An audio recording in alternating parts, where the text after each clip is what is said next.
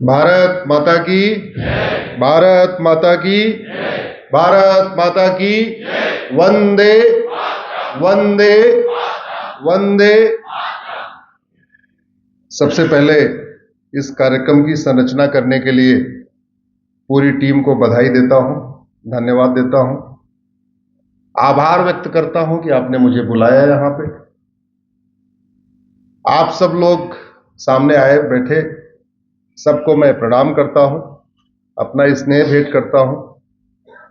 आप लोग अपने व्यस्त कार्यक्रम में से समय निकाल के आए हुए हैं। आज 2024 का हमारा 12वां कार्यक्रम है। पिछले साल 2023 में हमने 115 जिले में यात्रा किया था। बैंकॉक में वर्ल्ड हिंदू कांग्रेस हुआ था, वो अलग था। भारत के अंदर 115 जिलों में गए थे। Monday to Friday Supreme Court, Saturday Sunday आपके बीच में। ये अब दिनचर्या हो गई है। इसकी जरूरत क्यों पड़ी, मुझे लगता है ये चर्चा का ये आज का विषय नहीं है। ऐसा क्यों किया, इंजीनियरिंग क्यों छोड़ी, ला क्यों किया, ला करने के बाद सारा काम धाम छोड़ के पीआईएल क्यों किया, ये मुझे लगता है कि कभी और भी। आज धार में इनफैक्ट ये सवाल पूछा गया था, उसका उत्तर दे दिया मैंने। आज मंदसौर का आपका विषय है राम राज्य और संविधान। 2-3 आग्रह है। पहला तो ये, इतनी तल्लीनता के इतना गंभीरता के साथ मत सुनिएगा कि आपकी तालियां न बजे।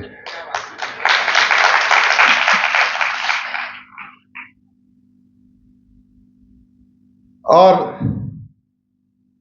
अगर मैं कुछ पूछूं तो उसका जवाब आप जोर से दीजिएगा। सामान्यतया ये जो मेरी चर्चा होती है लगभग 5 करोड़ लोगों तक पहुंचती है। ट्विटर, इंस्टाग्राम, फेसबुक, यूट्यूब, अलग अलग माध्यम से रील। तो 5 करोड़ लोगों को पता होना चाहिए कि मंदसौर के लोग किस विषय पे कितना गंभीरता के साथ अपना जवाब दे रहे थे। तो मैं अपने साथी से कहूंगा कि बीच बीच में थोड़ा आपकी तरफ भी कैमरा बढ़ाते रहेंगे, और जब जब आपकी तालियां बजेगी या जब आप जवाब दोगे तो आपको कैच भी करते रहेंगे। कुछ भी हम करते हैं तो उसका एक लक्ष्य होता है। इवन संतान उत्पत्ति का भी एक लक्ष्य है। शादी करते हैं उसका भी एक लक्ष्य है। शादी के बाद संतान पैदा करते हैं उसका भी एक लक्ष्य है। घर बनाते हैं उसका भी एक लक्ष्य है। ये कॉलेज बना, कॉलेज के अंदर ऑडिटोरियम बना, इसका भी एक लक्ष्य है। बिना मतलब कोई काम करते हैं क्या? जोर से बोलिए जरा। नहीं। तो 3 साल 300 विद्वान लोगों ने लंबी चर्चा किया, और लंबी चर्चा करने के बाद ये संविधान बनाया, तो कुछ तो इसका भी लक्ष्य होगा। अब इसका जो लक्ष्य है वो प्रीएम्बल में लिखा हुआ है, equality, justice, liberty, fraternity, unity, national integration. लेकिन अगर इसको हम एक शब्द में कहें तो भारत के संविधान का लक्ष्य है राम राज्य की स्थापना।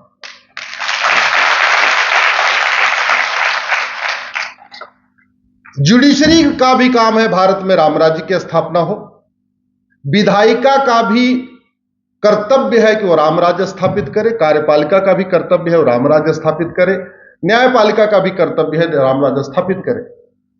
अब फिर सवाल हुआ, फिर राम राज्य क्या है? राम राज्य को ज्यादा समझना है, उत्तरकांड पढ़िए। वाल्मीकि रामायण में भी, रामचरितमानस में, सब नर करई परस्पर प्रीति, चलई स्वधर्म निरश्रुत नीति, अल्प मृत्यु नहीं कौनो पीरा, सब सुंदर सब बिरस शरीरा।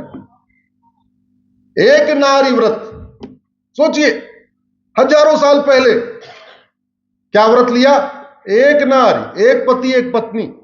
आज ये चर्चा हो रही है यूनिफॉर्म सिविल कोड होना चाहिए, वो नहीं होना चाहिए।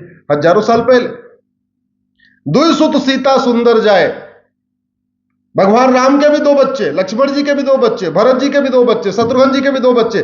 आज अभी हम चर्चा कर रहे हैं पॉपुलेशन कंट्रोल लॉ होना चाहिए कि नहीं होना चाहिए, अब से हजारों साल पहले। और संविधान भी कहता है एक पति एक पत्नी का नियम होना चाहिए। संविधान कहता है पॉपुलेशन कंट्रोल लॉ होना चाहिए। संविधान भी कहता है सब नर करें परस्पर प्रीति, प्रियम्बल में equality, justice, liberty, fraternity, unity, national integration. इसलिए मैं कहता हूं संविधान का लक्ष्य है राम राज्य की स्थापना। और राम राज्य को अगर मैं 4 शब्दों में कहूं, मेरे साथ जोर से बोलिए, धर्म की, अधर्म का, प्राणियों में, विश्व का। संविधान से चलने वाले जो तीनों हमारे पिलर्स हैं, विधायिका, कार्यपालिका, न्यायपालिका, अब एक और उसमें पिलर जुड़ गया, खबरपालिका, जिसको आप मीडिया कहते हैं। ये चारों स्तंभों का कार्य है, उनका कर्तव्य है, उनकी ड्यूटी है, उनका धर्म है कि भारत में राम राज्य स्थापित करने में मदद करें।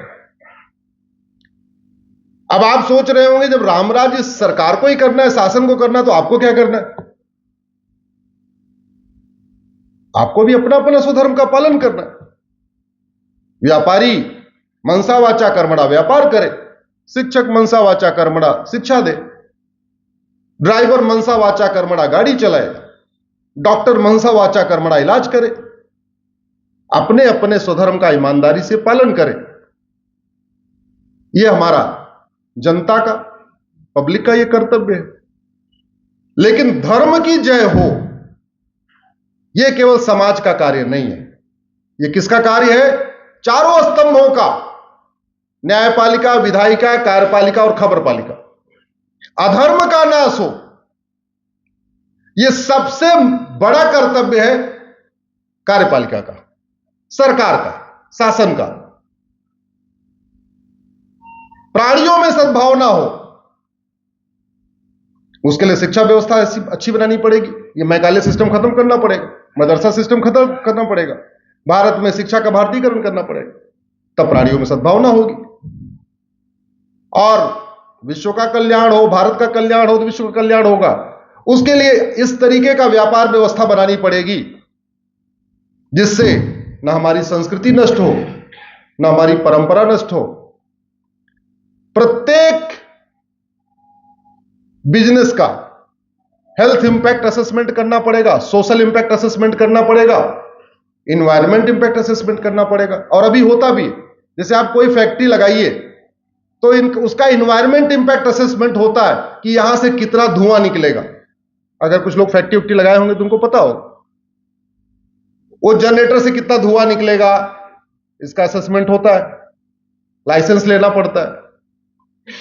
लेकिन दुर्भाग्य आप देखिए, फैक्ट्री का इन्वायरमेंट इंपैक्ट असेसमेंट होता है कि कितना गंदा पानी निकलेगा, कितना यहां से धुआं निकलेगा, लेकिन फैक्ट्री में बनने वाले प्रोडक्ट का इन्वायरमेंट इंपैक्ट असेसमेंट नहीं होता।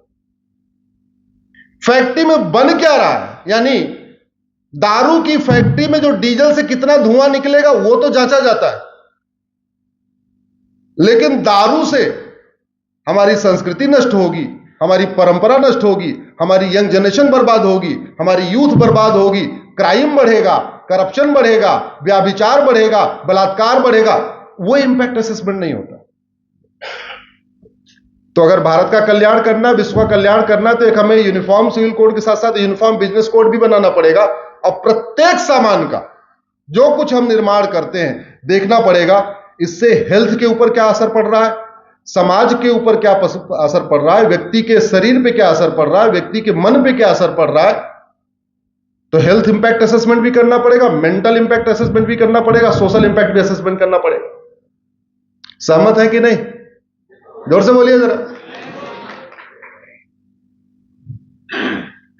लेकिन आज हम अगले 45 मिनट इन विषयों पर चर्चा नहीं करेंगे। आज हम आपसे कुछ और विषय पर चर्चा करेंगे। कितने लोग फेसबुक यूज करते? सब करते हैं। कितने लोग व्हाट्सएप? सबके पास स्मार्टफोन। आप लोग एक काम करो, जितने लोग फेसबुक चलाते हो अपने 5-5 हजार फेसबुक फ्रेंड बना लो। बहनें बहनों को जोड़ लेंगी, यादव जी सारे देश भर के यादव को जोड़ ले, पटेल पूरे देश के पटेल को जोड़ ले, जैन साहब पूरे देश के जैन को जोड़ ले। अरे तो मैं मजाक कर रहा हूं, मैं कह रहा हूं 5,000 लोगों को बना दीजिए, 5,000 लोगों को जोड़िए, क्योंकि भारत में 50 करोड़ लोग फेसबुक यूज करते हैं। 50 करोड़ में से 10 करोड़ मान लीजिए एक्टिव नहीं है, तो 40 करोड़ लोग तो एक्टिव हैं, यानी अमेरिका का 1.5 गुना। अमेरिका की जनसंख्या 30 करोड़ है, भारत में 50 करोड़ फेसबुक है और 40 करोड़ तो एक्टिव यूजर है। हम इसके माध्यम से बहुत बड़ा बदलाव ला सकते हैं, और यह हमें इसलिए करना पड़ेगा कि हमारे जो संविधान के चारों स्तंभ हैं, विधायिका, कार्यपालिका, न्यायपालिका और खबरपालिका, ये चार के चारों समस्या पे चर्चा कर रहे हैं, मूल कारण और अस्थायी समाधान पे चर्चा नहीं कर रहे। उदाहरण के लिए, आपने अपनी विधानसभा में कभी किसी समस्या के मूल कारण पे चर्चा सुना और अस्थायी समाधान पे चर्चा सुना क्या? आपने केवल समस्या पे चर्चा सुना होगा। आप संसद की कार्यवाही देख लीजिए, लोकसभा के देख लीजिए, राज्यसभा के देख लीजिए, आपने केवल समस्या पे सुना होगा। आंदोलन ये हो गया, ये हो गया, हत्या हो गई, बलात्कार हो गया, फला हो गया, फला हो गया, फला हो गया। हुआ क्यों? कभी इस पे सुना आपने? चलो टीवी चैनल खोल लीजिए, शाम को 5 से लेकर रात को 10 बजे तक हर चैनल पे कुछ न कुछ बहस होती है।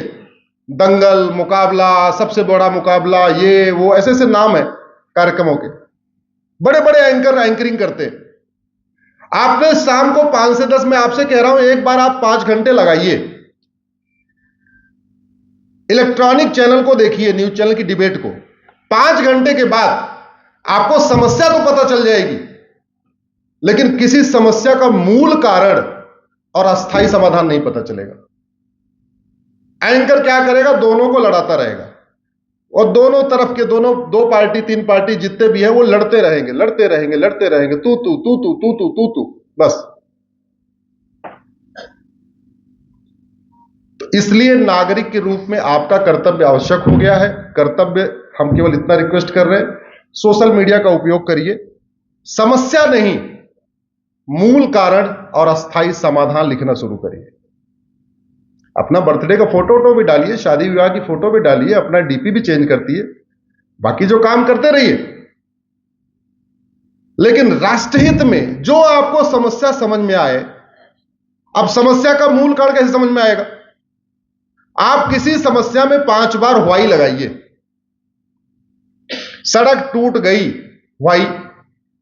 मटेरियल खराब था, वाई। कमीशन ज्यादा चला गया, वाई। कानून घटिया है, किसी को सजा नहीं मिलती, किसी को। अंत में क्या मिला आपको?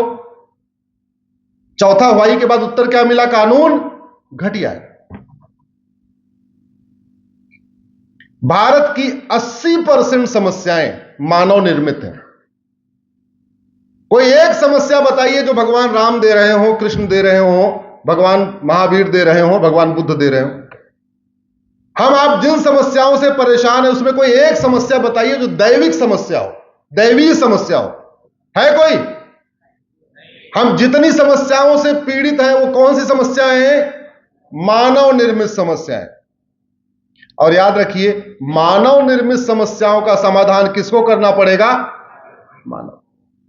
और उन्हीं समस्याओं के समाधान के लिए संविधान में संसद बना हुआ है, विधानसभा बना हुआ है, लोकसभा बना हुआ है, कलेक्टर बने हुए हैं, मंत्री बने हैं, प्रधानमंत्री बने हैं, मुख्यमंत्री बने हैं।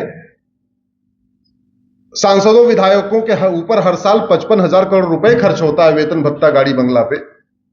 ये सब उन्हीं के लिए कि वो समस्या के मूल कारण स्थायी समाधान पर चर्चा करें।